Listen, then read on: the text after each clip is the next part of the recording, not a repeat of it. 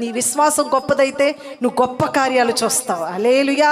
నీ విశ్వాసము బలముగా ఉంటే ఇది జరుగునని అనుకొనని కార్యాలు, భీకరమైన కార్యాలు నువ్వు ఖచ్చితంగా నీ కనులతో చూస్తావు.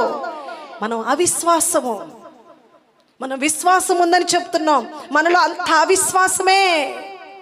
నువ్వు విశ్వాసముతో ఏమండి, ఒక విశ్వాసి ఎప్పుడు ఒక విశ్వాసంతో కూడిన మాటలే మాట్లాడాలి.